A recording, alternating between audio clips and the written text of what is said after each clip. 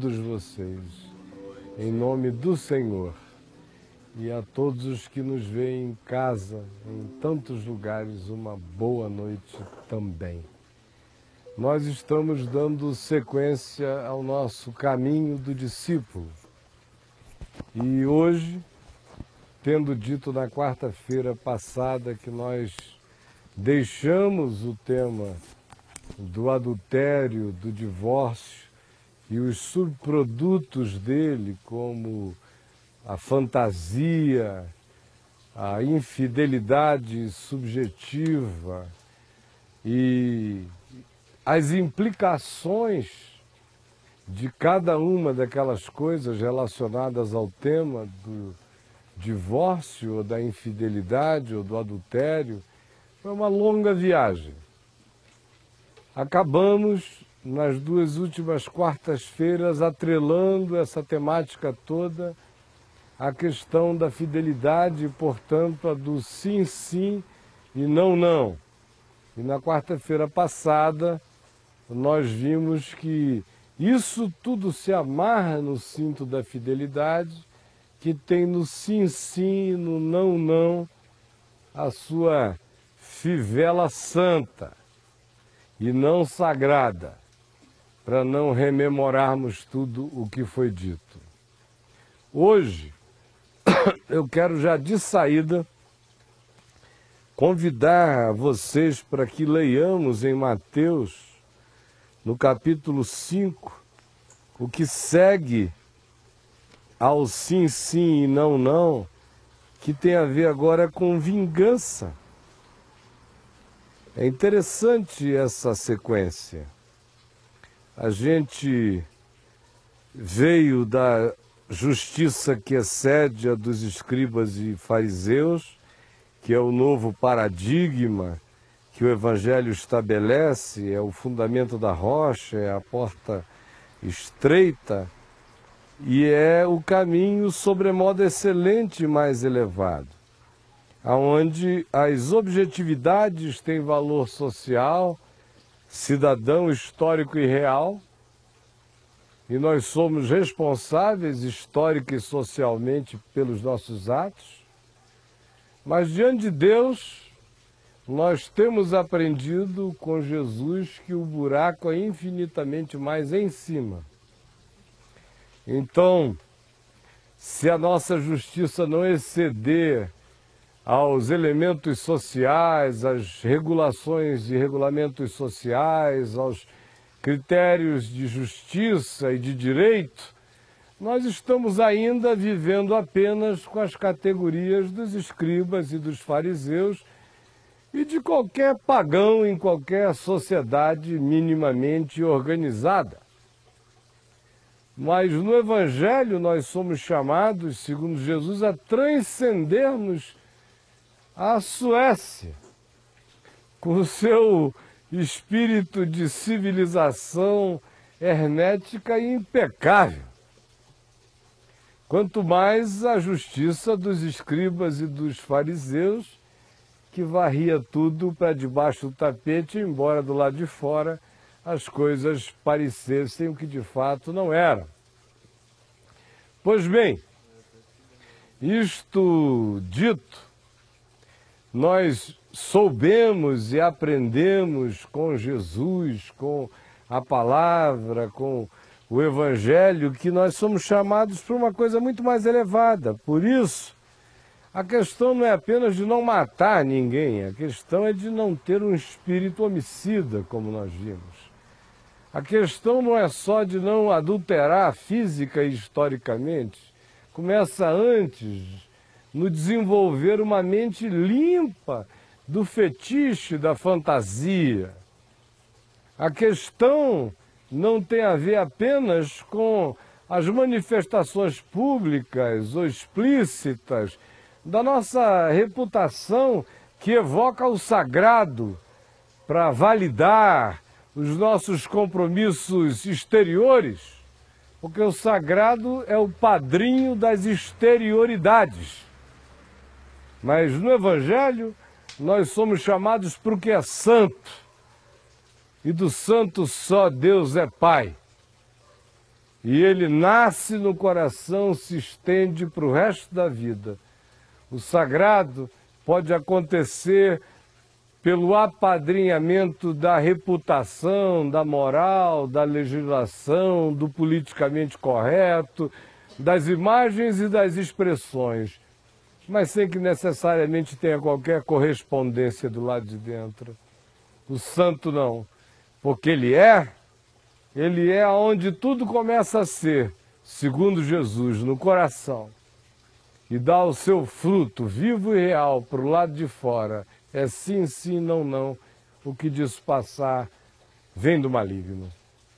E aí, de repente, nós somos introduzidos à temática, no capítulo 5, no verso 38, da vingança, conforme aqui se lê.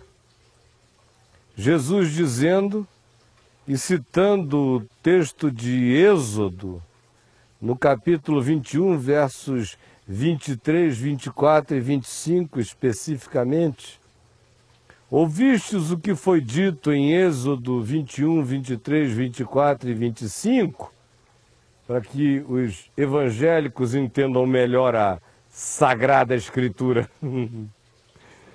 É isso que Jesus está dizendo para quem, sem uma referência, fica perdido. Sem um EX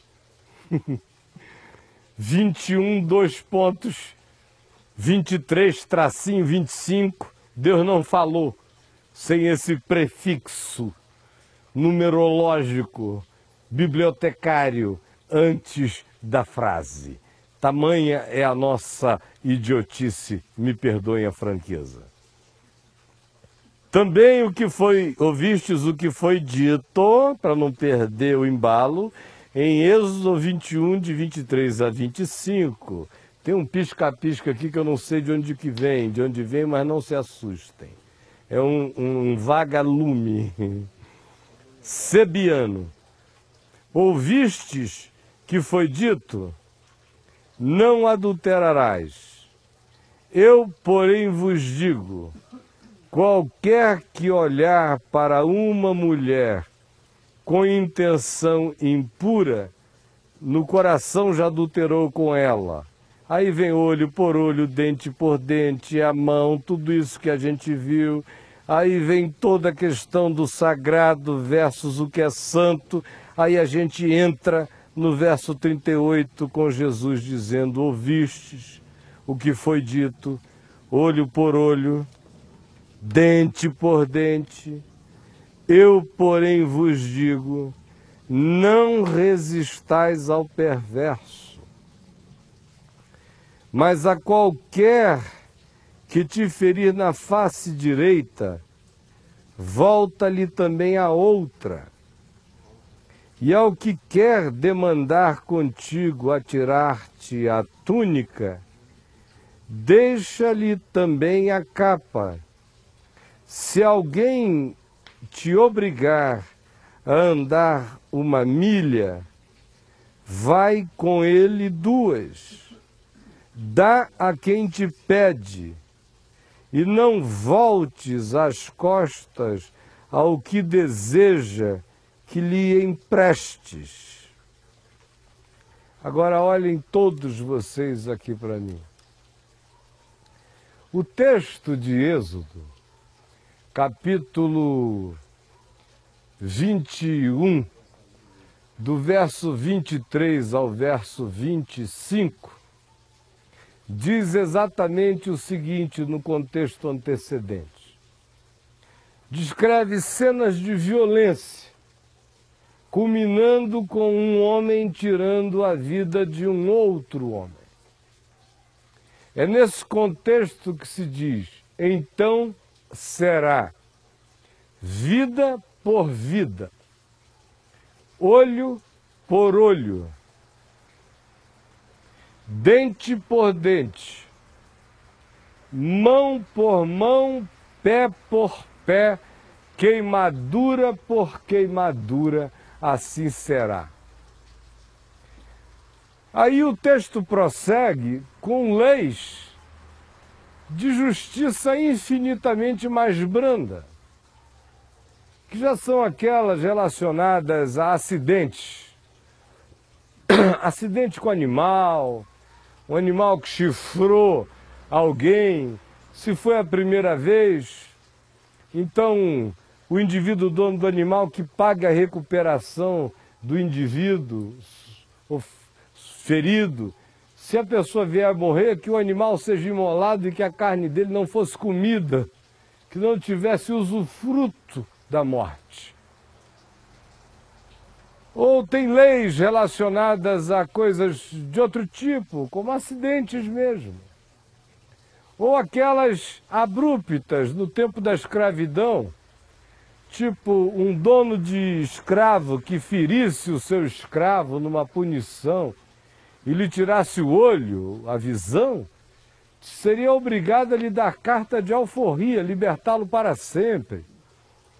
Ou se lhe machucasse de modo que lhe diminuísse a produtividade ou a saúde, tinha que lhe dar carta de alforria.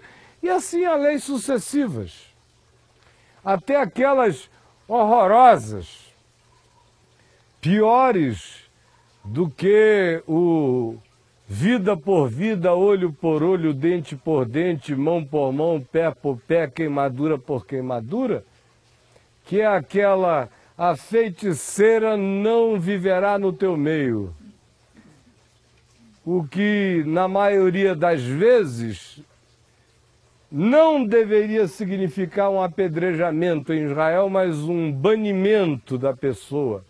Mas a religião aproveitava era para apedrejar.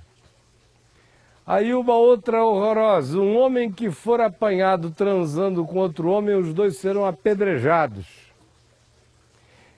Aí vem aquela sucessão.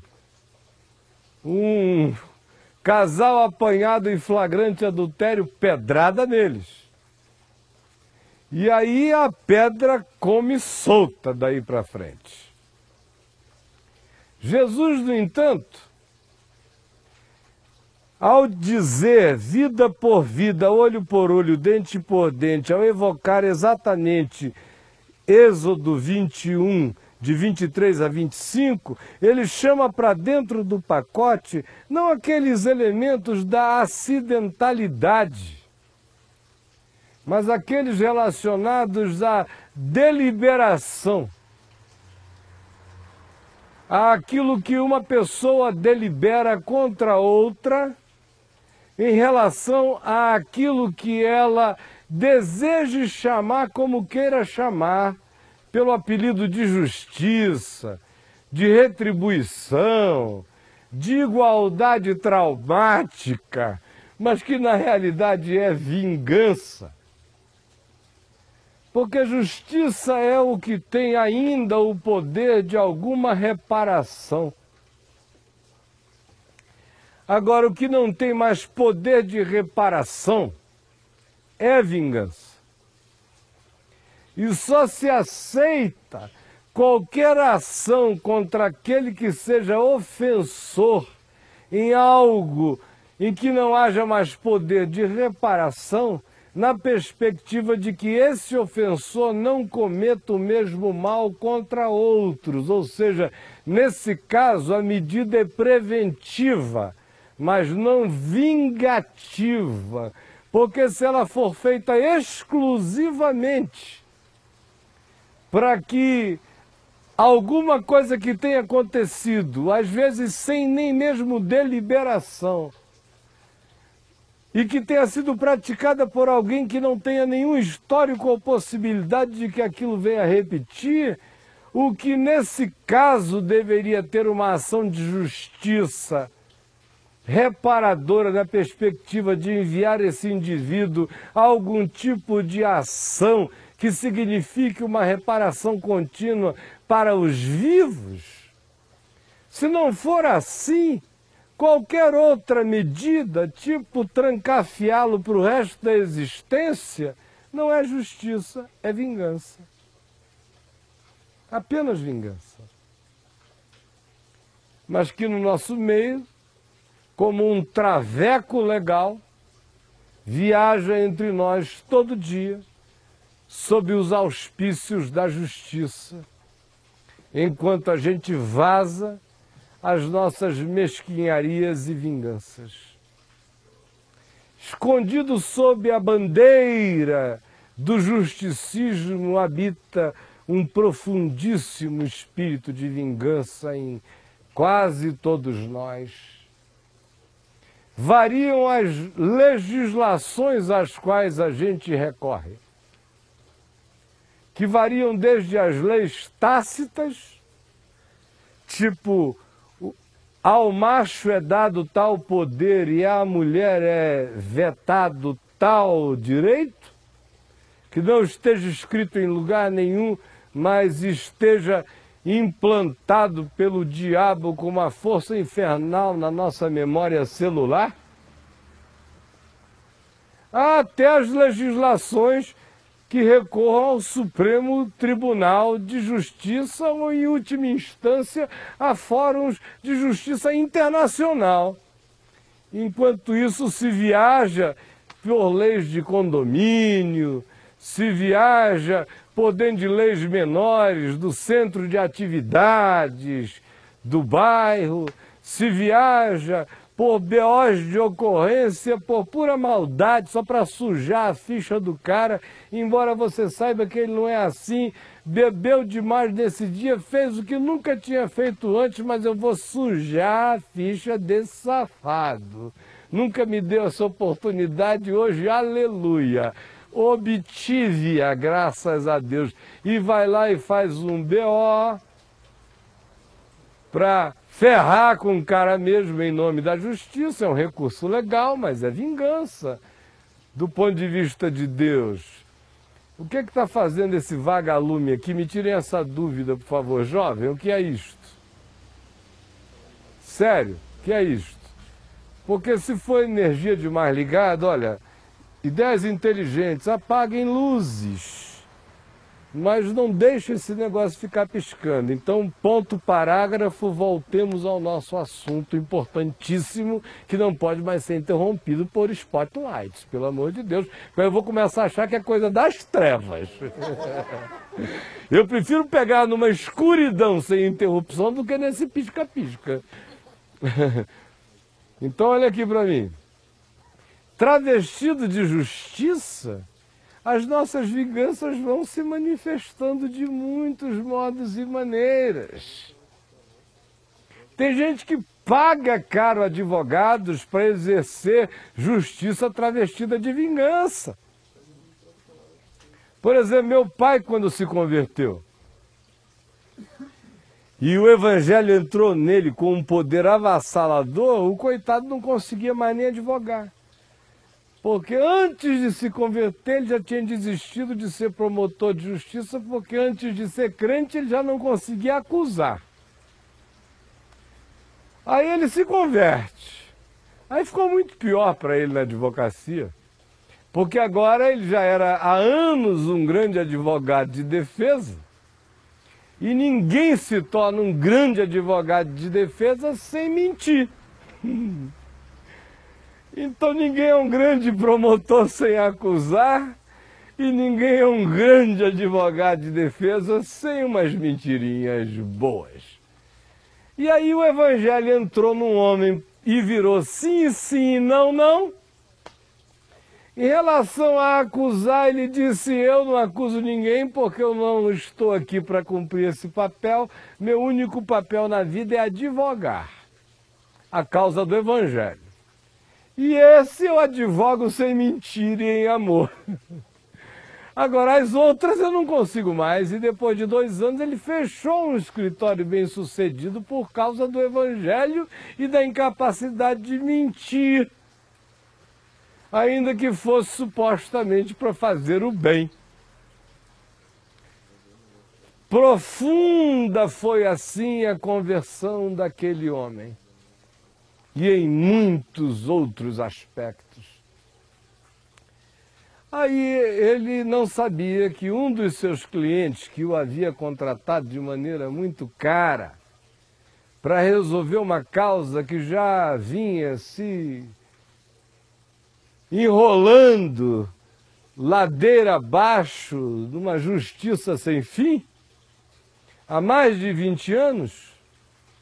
E o meu pai, muito esperto e perspicaz do ponto de vista jurídico e legal, encontrou uma saída que os outros advogados não viam há muito tempo e conseguiu um modo simplificado de resolver o problema, aonde o adversário do homem que o constituíra, do seu cliente, ressarciria em bens, em numerários, todo o prejuízo daqueles 20 anos, com todas as correções, e mais o bem que tinha ficado impedido de ser usado durante todo o período, e o homem ganhava o bem de volta, o dinheiro que havia perdido, e a causa estava resolvida, o melhor dos mundos.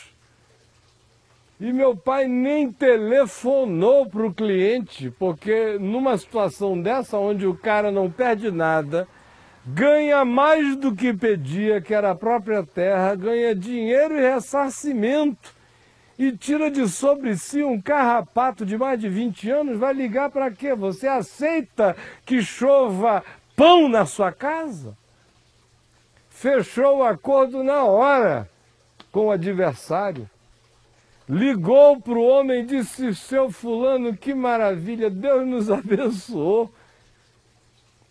O esquema que eu montei jurídico estava tão bem fechadinho que não tinha alternativa, ia ficar mais difícil para ele, ele está devolvendo tudo que é seu e ainda está lhe ressarcindo.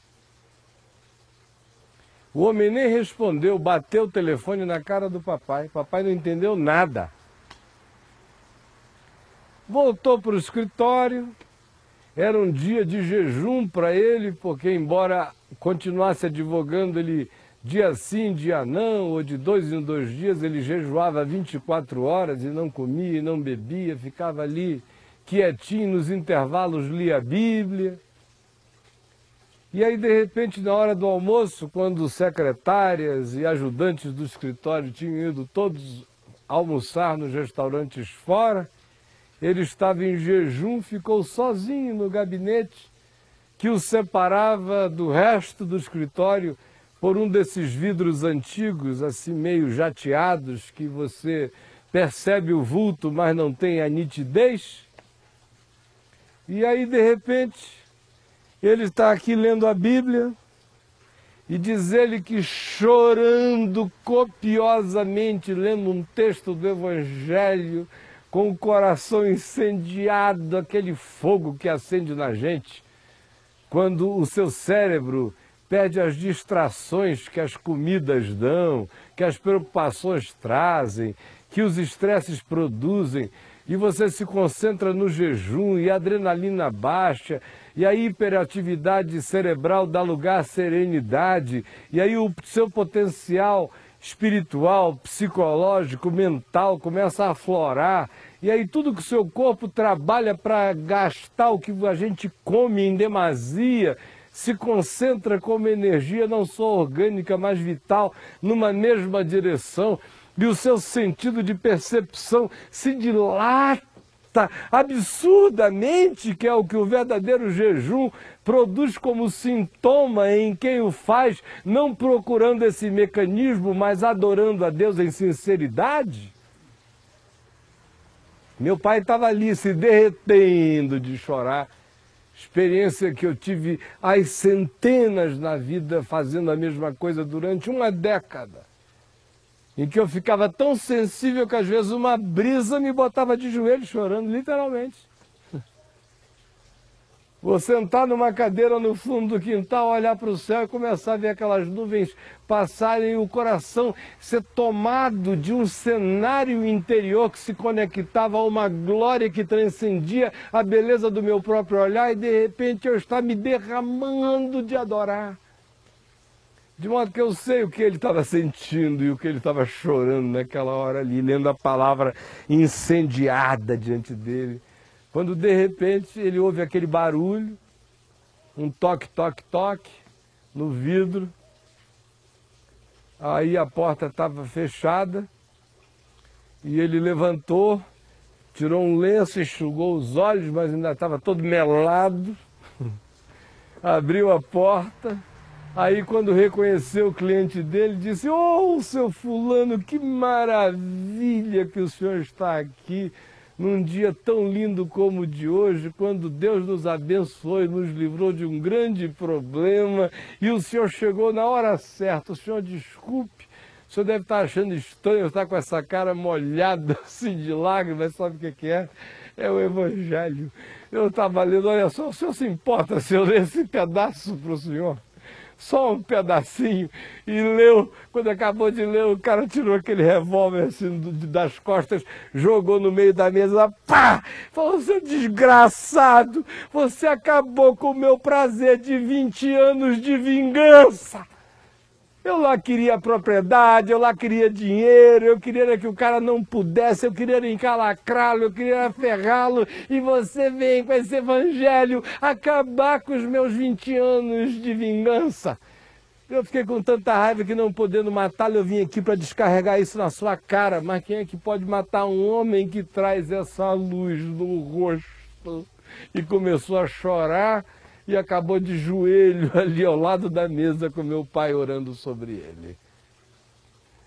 Para mim, um exemplo que chega a ser caricato, na verdade, carregado e poderosa que ele traz, como ilustração de como atrás da justiça escondem-se as nossas vinganças. Atrás do direito, atrás de direitinhos pequenos, muito pequenos. Por exemplo, hoje a gente pode usar aquela tenda ali do lado de fora à vontade. Nós obtivemos ganho de causa do juiz para usar à vontade. A gente não está usando. É porque eu particularmente gosto muito desse cenário aqui quando não chove. Eu gosto do foguinho. Eu gosto dessa coisa meio catacumba, meio primeiro século.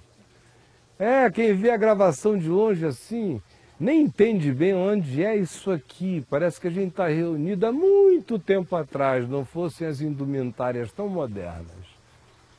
Eu gosto, é meu prazer fazer isso também para esta finalidade.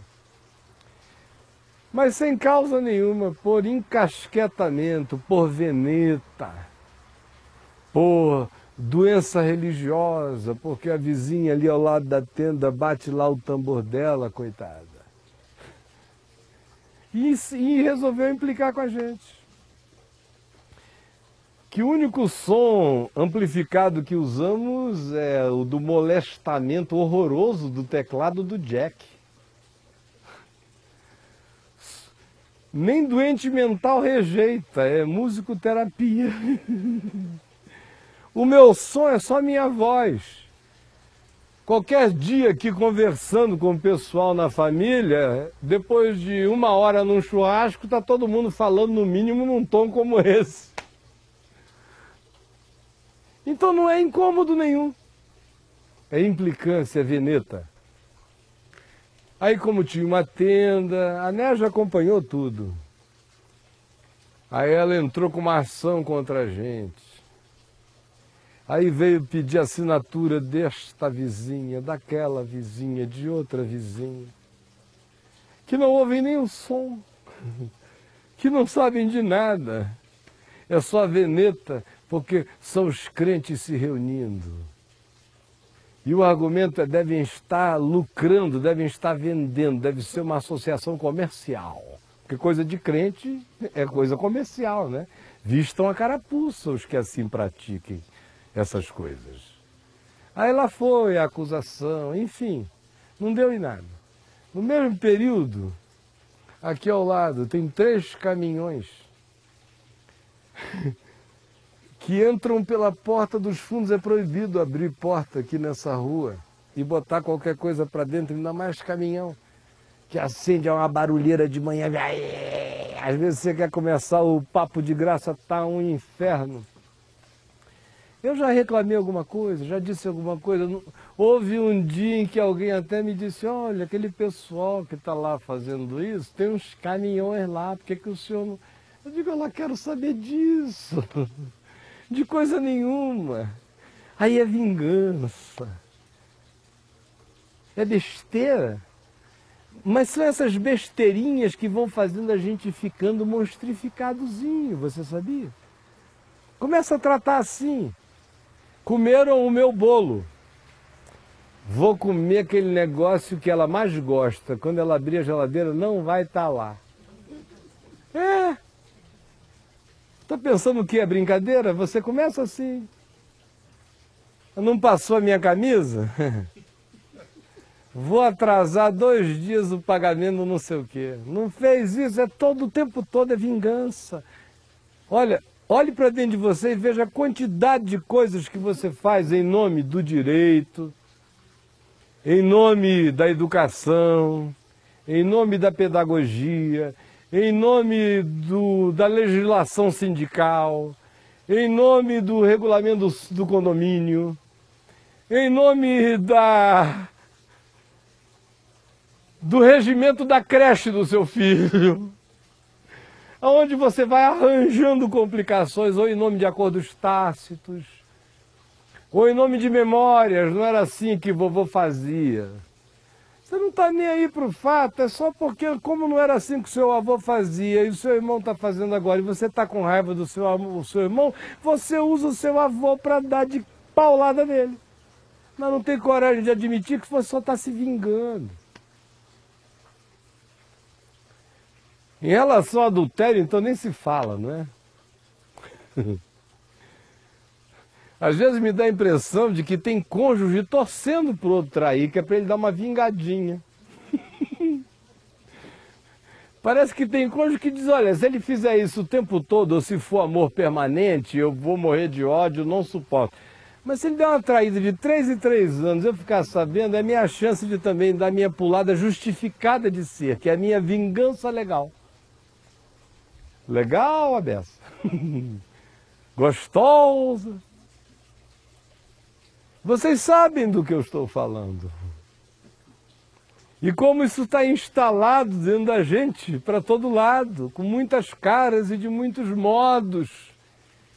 E a gente podia continuar multiplicando os exemplos das fantasias da vingança no coração da gente. E o pior não é isso.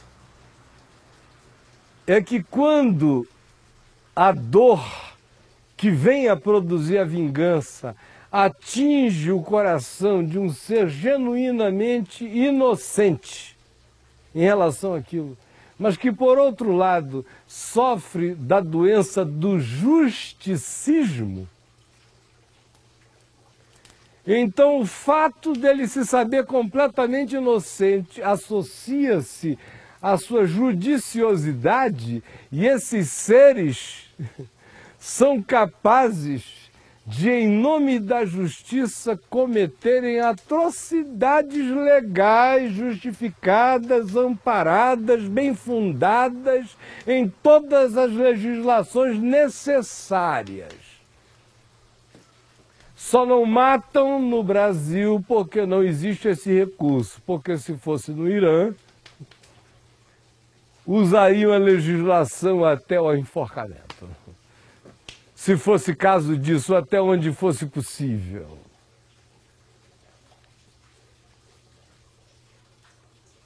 Olhe para dentro do seu próprio coração e antes de que essa viagem prossiga, por favor, se pergunte: quais foram os episódios de vingança da sua vida até aqui? Das pequeninhas, das médias, das grandes e das descomunais. Você já se vingou de amigos? Tem essa lembrança? Já se vingou do pudim à falta de pudor? Já deu trocos? Se essa não me escapa, sem esse troco ele não fica. Você já usou essa expressão, nem que tenha sido para você mesmo? Você já foi assim, daquela esperança do diabo que faz a seguinte declaração: ah, espera, porque a vingança é um prato que se come frio. Pura sabedoria do inferno, é a esperança paciente do diabo. Já fez recurso desse expediente mental? Já consolou alguém com essa perversidade consolativa? Já? Olha para dentro do coração e veja a quantidade de vinganças. Agora, olhe bem para mim, você que está aqui e você que não está me vendo porque a câmera estava na frente. Olhem para mim. Isso eu estou falando apenas daquelas coisas conscientes. Se a gente tiver a ousadia de orar e de pedir ao Espírito de Deus que nos destampe o inconsciente e comece a nos revelar de maneira acordada ou em sonhos a quantidade de raivas acumuladas, de amarguras guardadas, de inimigos que foram esquecidos apenas por uma questão de sobrevivência, mas que a gente deixou em estado congelado aqui dentro. Nós vamos levar um susto enorme das nossas torcidas contra. Quer ver um exemplo simples disso? Que eu me apanhei quase me entregando a isso, e houve um dia em que eu me apanhei entregue a isso e caí de joelho, e olha que era um dia horrível e eu estava numa situação, numa condição espiritual ruim. Foi por volta de 96, 97. Quando veio uma notícia na televisão em que um daqueles caras, que eu não vou dizer o nome aqui agora, que vivia me fazendo mal, se danou todinho. E eu que desde menino tinha sido educado pelo meu pai a não ter e não guardar e não nutrir tais sentimentos, de tal modo que eu lhes digo, eu nunca sofri disso na vida. De repente agora, eu me vi dizendo bem feito. Quando aquilo saiu da minha boca, eu ouvi a palavra que diz, nunca digas bem feito. E eu me lembrei do profeta Amós, Deus dizendo para Edom, para Moabe, para a Filístia, para a Etiópia, porque quando Israel caiu, vocês disseram bem feito, olha só o que eu vou fazer com vocês de bem feito agora. E eu caí ali no chão dizendo, Senhor, logo eu dizendo bem feito, eu sei em que estado eu estou, me perdoa. Não leva isso em consideração, apaga o meu bem feito. Porque seria o maior mal feito que eu traria contra a minha vida. Agora olha aqui, um teste simples para a gente averiguar isso, é vendo um noticiário, por exemplo. É quando as pessoas que você antipatiza no cenário público se dão mal. E aquela coceira que te dá. Que maravilha! Sabe qual é o sentimento que o Evangelho ensina? O Evangelho nos ensina ambivalências nessa hora, estilo sede simples como as pombas e prudentes como as serpentes. Ele nos ensina a termos fome e sede de justiça e a sermos misericordiosos. De modo que, quando um caso desse acontece, o Espírito do Evangelho em nós nos faz dizer que apenas a justiça seja feita, porque você não sabe se é a justiça que está sendo feita. Que apenas a justiça seja feita. E que o Senhor tenha misericórdia deste homem, separe os fatos das criaturas, e bem-aventurado será seu coração para sempre. Mas na maioria das vezes não é assim que acontece, é ou não é verdade? Olha para mim. Quando a gente endiabra alguém que a gente nem conhece, o cara só virou objeto da nossa antipatia pública. Quando a gente endiabra, qualquer coisa que lhe aconteça, tem gente que solta foguete, vira torcida organizada, vira Corinthians ao contrário.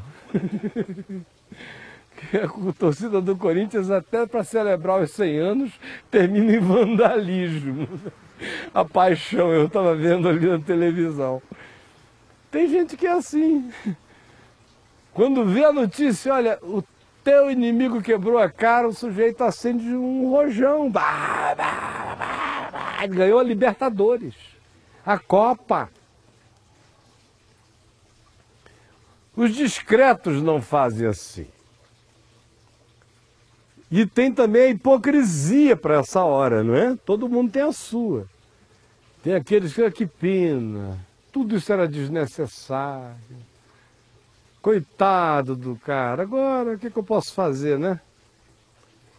Que sirva de exemplo para outros e tal, mas aqui por dentro as gargalhadas não cessam, como diz o Jô Soares. Por dentro eu estou me acabando de rir. É ou não é verdade? Me digam se não acontece aqui no bichinho da gente. Só que tem gente que pensa em vingança apenas como ato de sair e esfaquear, como a construção de uma trama que vai arrebentar o cara no trabalho, ou como o fazer alguém contar um segredo para a mulher dele que vai destruir o casamento dele, ou como uma entregação que inviabiliza daí para frente qualquer continuidade de vida para esse cara, ele tem que se reinventar, ou como o plantar de supostas evidências que o incriminariam e que o fariam sofrer para sempre como um inocente impossibilitado de voltar à normalidade da vida, o que às vezes é pior do que uma prisão para muita gente.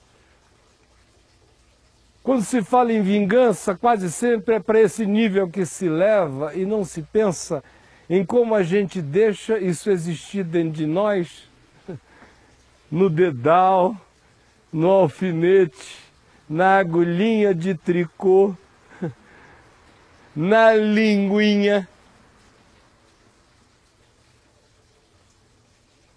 nas conversinhas sociais, sem falar que você chega em alguns eventos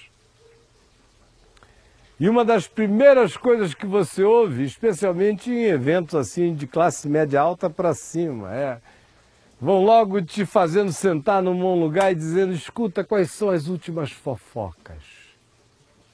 Não importando quem você seja, é normal que se inicie assim, é elegante. E se você disser nenhuma, vão quase repreender você pela desatualização e dizer, olha, eu vou te atualizar. E começam a contar sobre as pregas da vizinhança.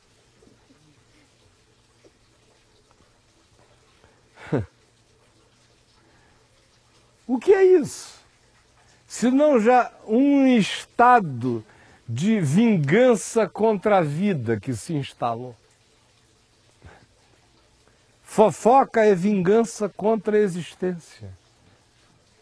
A língua, usada sem ser carregando graça e verdade em amor, é espada, solta como a de um franco atirador, já não é mais vingança tópica, já se torna vingança indiscriminada contra a existência humana. É quando você começa a desenvolver prazer em estar frequentemente atualizado sobre a desgraça particular dos outros.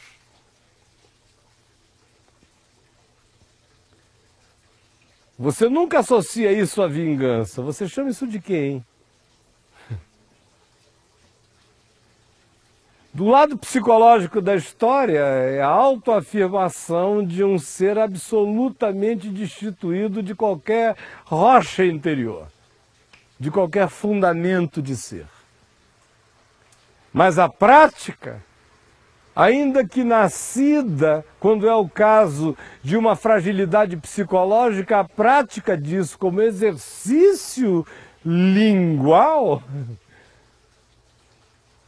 é a ação do franco atirador de cima do prédio com ódio da vida, destruindo o que passa no caminho. Aí você diz, não, mas eu não tenho nada contra alguém. Não, você tem contra a vida, tem contra todo mundo. A sua vida é uma vingança.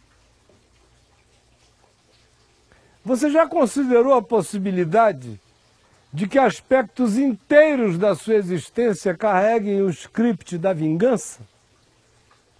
Já considerou alguma vez na vida? Era bom começar a considerar, porque às vezes é exatamente isto que acontece.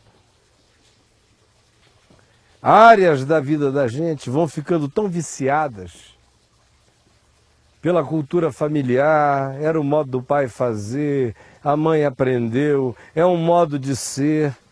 A gente nem se dá conta, entra em nós. No máximo, às vezes, a suposta conversão doira a pílula, bota um chantilizinho, disfarça, cobre com uma pseudo-piedade, mas o mesmo espírito está presente ali. A essas pessoas a gente conhece nos ambientes de igreja, especialmente igreja, que é aquele clube, confraria, que diz que do lado de fora daquela parede e do lado de fora do espectro daquela membresia, tudo é mundo. E que ali dentro é um mundo paralelo. Aí, meu Deus, é que o diabo gosta. Você bota 300 pessoas juntas, sinceramente. E desculpem-me as senhoras e as mulheres. Mas mulher, na minha experiência pastoral, ou é a maior santa de uma comunidade e que carrega tudo nas costas, ou então, sinceramente, é a língua que destrói para todo lado, e quando elas se somam, o barulho faz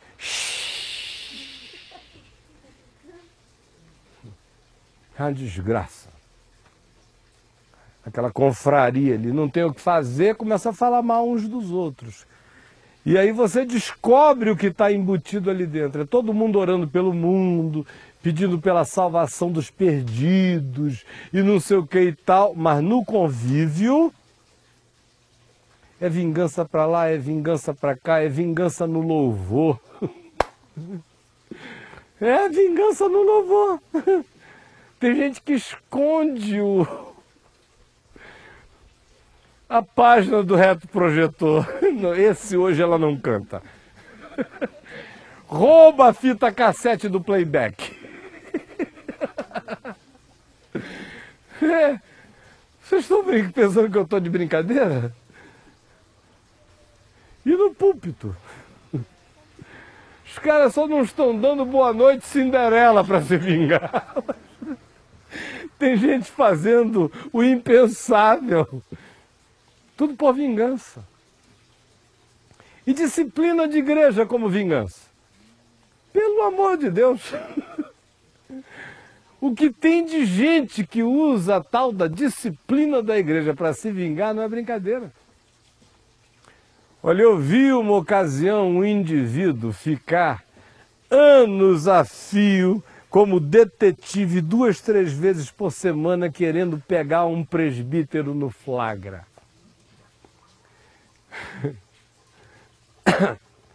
Porque ele não gostava do presbítero por nada. O cara era muito generoso e ele era muito mesquinho, esse outro cara. Era o pai da mesquinharia. E ele ficou, ele andava atrás do presbítero. Uma vez até o presbítero me disse, eu tenho a impressão que o fulano me segue. Às vezes eu olho para trás, toda hora é uma coincidência. Aí ele para do meu lado e diz, ô amado. Olha só como é que é detetive crente. Ô amado, quando é flagrado. Pois bem, um dia Ele passou numa rua e o presbítero estava dando um beijo numa loura dentro do carro. E a mulher dele era uma senhora grande, já falecida, e não era loura. Aí o cara saiu assim, ó. Aleluia, glória ao Senhor, minhas orações foram ouvidas. Pelo amor de Deus, é uma experiência erótica essa. É. Totalmente erótica. O João conhece o pessoal, mas vai ficar sem saber de quem eu estou falando. É lá das bandas do Rio mesmo. Aí, lá vai ele. Quando eu soube, eu já não era mais pastor dessa igreja, há alguns 3 anos, mas quando eu soube, ele já tinha ido visitar presbítero por presbítero. Já tinha convocado o pastor da igreja para uma reunião do conselho, praticamente, da igreja. E chegou lá com as tais das evidências num gáudio, numa alegria, num gozo, num arrebatamento.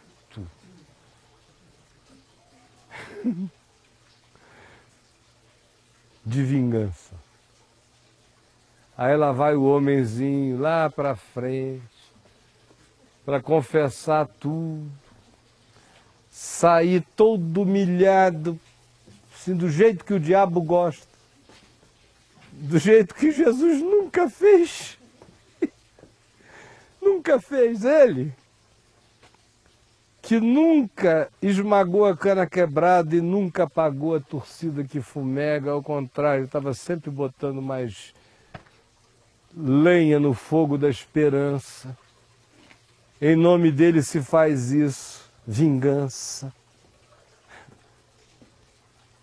Quantas milhões de pessoas já não foram objeto de vingança eclesiástica? São convenções de vingança, presbitérios de vingança, sínodos de vingança, reuniões de vingança, tramas de vingança, vingança. O que você lê no Novo Testamento, nos Evangelhos, sobre o Sinédrio, montando, armando, votando, esperando a hora de agir, está tudo aí, eu não estou aumentando nada. Não há caricatura nessa descrição, ela é exata. E a vingança. Por inveja decidiram matá-lo. Inveja e vingança andam juntas sempre. E aí a trama foi montada e o homicídio foi executado eclesiasticamente nos laboratórios da religião. Mata-se de montão, meus irmãos.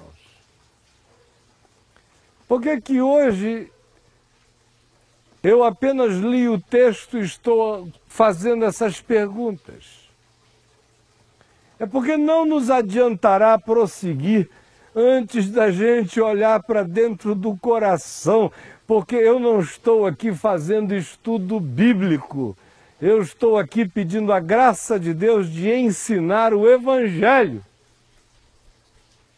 Fazer estudo bíblico, eu já tinha acabado Mateus há muito tempo, é verso por verso, vamos lá e tal, já tinha acabado, mas eu estou gastando tempo não na letra, mas no espírito da palavra.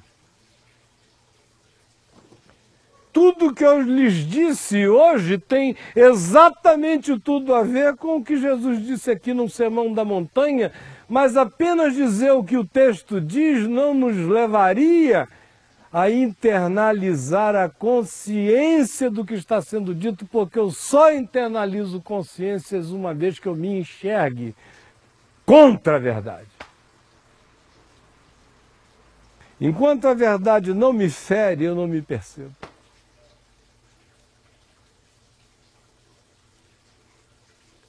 E eis a razão de por que, nesta noite, antes de qualquer coisa, eu apenas perguntar a você, acerca da quantidade enorme de vinganças grandes, médias, pequeninas, mesquinhas, mínimas, disfarçadas, sutis, guardadas, acarinhadas, transformadas em joias preciosas, esperando o dia e a hora, você não guarda no baú da sua alma. Quantas informações que você não tem? Quanta carta que você guarda para dizer, se for preciso, um dia eu jogo. Quantas?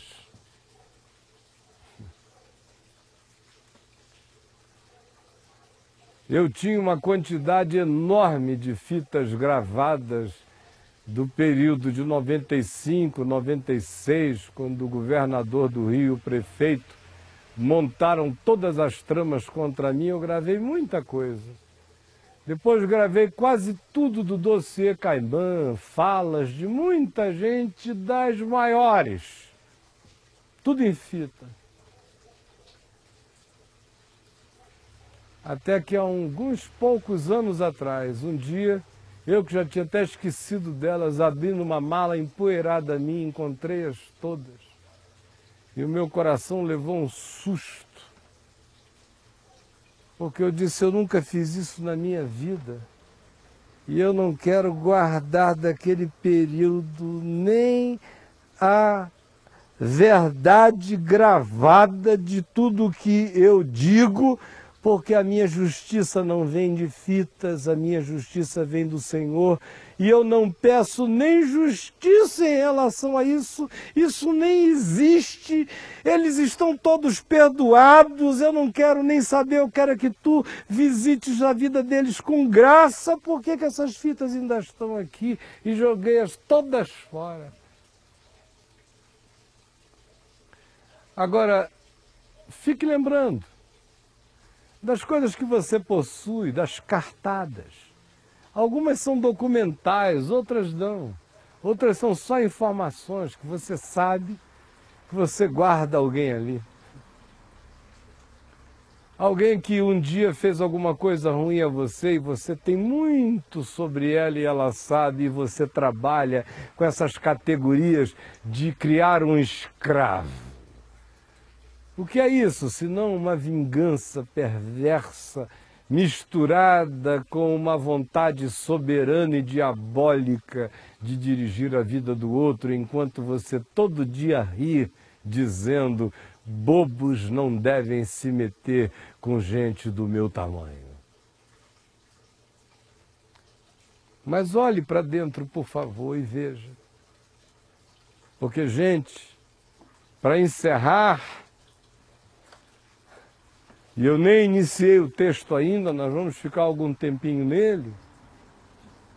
Mas para encerrar, para a gente começar a conseguir ler o texto, a entender o texto, a saber do que se trata, do que Jesus dizia, até onde isso vai, até onde isso entra, onde se instala, quais seus disfarces, sem dizer no mínimo essas coisas que eu lhes disse, ia continuar a ser um mandamento de Jesus no Evangelho para a gente decorar e não saber nem onde aplicar, exceto nas coisas de tão caricatas e absurdas que até o mais idiotado diz, não, assim já é demais, né? É muita vingança.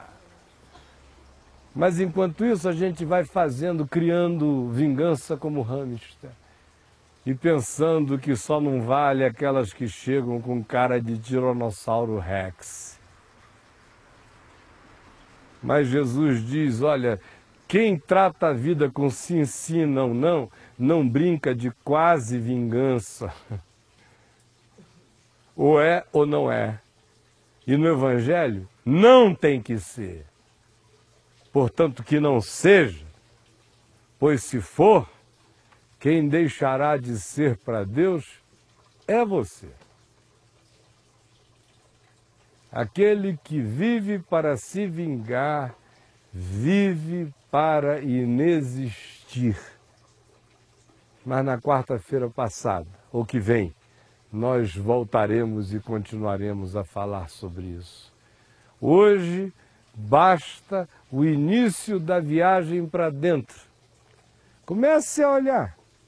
Como é que você se vinga da sua mãe, do seu pai, dos seus filhos, dos que devem a você, que você diz que perdoa, mas vinga. Acha que perdoa porque fala com a pessoa, diz oi para a pessoa, é educada com a pessoa, mas dá. Você sabe como você faz. Tenha coragem de olhar para dentro, porque quem não é fiel no pouco não será no muito. Quem não se libertar das vingancinhas jamais será discípulo na hora em que a vingançona for um desafio da honra, da moral, da lei, da religião, da reputação, da imagem pública e de tudo mais. Quem não começa a lidar com isso em âmbitos pequenos, antes pensa que pode criar como objeto de estimação, será tragado quando chegar o dia do dragão. E aí todo vingador é vítima de si mesmo, em todos os sentidos. Mas essa é uma longa história sobre a qual a gente continuará conversando na quarta-feira que vem. Vamos ficar em pé e vamos orar ao Senhor. Gente boa de Deus,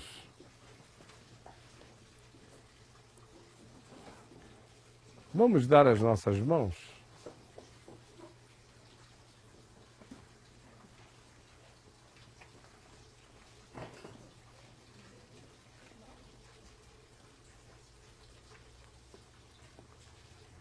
Sinceramente, diante do Senhor, você se compromete a fazer o exercício de olhar para o coração e perguntar quais são as raízes de vingança ou os álbuns de vingança ou os fetos de vingança que você botou do freezer da alma, mas estão lá? Ou quais são as vingancinhas pequenininhas que você pratica todo dia, como direito adquirido pela burrice do outro, pela repetição do outro, pela chatice do outro? Quais são as suas implicâncias? As nossas vinganças nascem das nossas implicâncias. As nossas implicâncias nascem de invejas, nascem de transferência ou de projeções, quando às vezes a gente vê no outro um monte de coisas que a gente não quer admitir que existem em nós, então a gente, não querendo tratar disso na gente, a gente trata disso no outro para não se enxergar. A metafísica da vingança é variada, psicologicamente e existencialmente.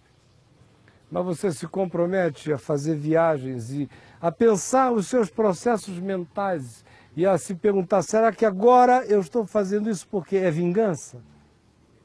Você vai levar um susto. Você vai recuar de um monte de coisas. Vai dizer let it be diante de Deus muitas vezes se você começar a fazer isso. Vai entregar ao Senhor e vai deixar.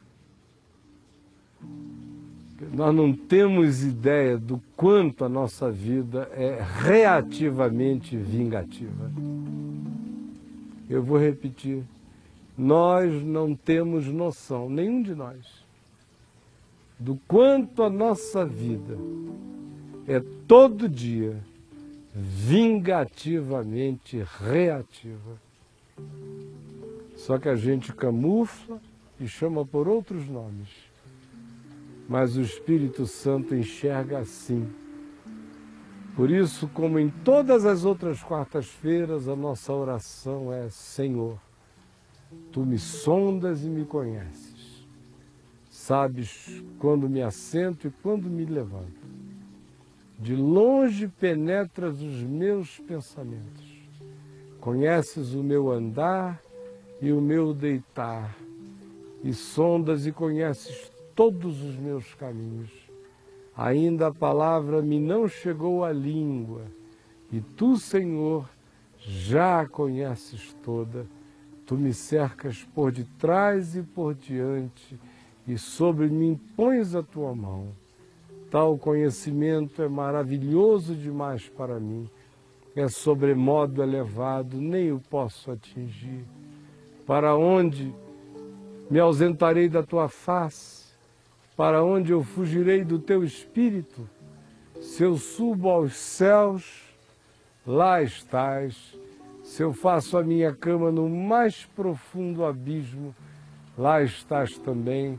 Se eu tomo as asas da alvorada e me detenho nos confins dos mares, ainda lá me haverá de guiar a tua mão e a tua destra me susterá. Se eu digo as trevas ou a luz ao redor de mim se fará noite, até as próprias trevas não te serão escuras, pois para ti as trevas e a luz são a mesma coisa, pois tu formaste o meu interior, tu me teceste no seio da minha mãe, tu me viste quando eu era uma substância plasmática ainda informe, e no teu livro foram escritos todos os meus dias, cada um deles escrito e determinado, quando nenhum deles havia ainda.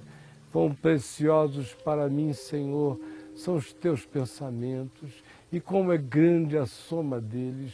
Se os contasse, excedem aos grãos de areia, contaria, sem jamais chegar ao fim. Tomar, ó Deus, desses cabo da perversidade, aparta-me, Senhor, de todos os sentimentos, emoções, pensamentos de sangue. Vê se há em mim algum caminho mau e guia-me, Senhor Jesus, eu te imploro, por mim e pelos meus irmãos. Guia-me pelo caminho eterno e limpa agora o meu coração, limpa hoje de novo, limpa amanhã, limpa todo dia. Não deixa que a minha memória jamais seja uma memória traumatizada e nem amargurada e nem impregnada de afetos. Que a minha memória seja apenas de lembranças, se necessárias forem a serem recorridas. Do contrário, eu estou querendo esquecer tudo, porque já está tudo perdoado, tudo que da minha alma está perdoado, que a minha alma esqueça. Eu quero que a minha mente tenha energia para as coisas novas da vida. E eu te peço mesmo pelos meus irmãos, rogando, Senhor, que tu tires de nós toda e qualquer doença psicológica, neural ou espiritual que traga os mesmos assuntinhos à baila, ou que tu quebres em nós essa matemática que vai juntando, somando, ou esse espírito de construção de fieiras e de gambiarras. Permite que com o Evangelho, todo dia, quando nós dizemos que a tua misericórdia zerou a nossa vida para ti, que na mesma misericórdia a gente zere a vida dos outros em emoção. Basta cada dia o seu mal, e naquele dia dá-nos o amor e a verdade e a graça para sermos sim, sim e não, não, mas sem as emoções de nenhuma vingança no coração. Eu te peço, por mim e pelos meus irmãos, hoje e sempre, em nome de Jesus. Amém e amém.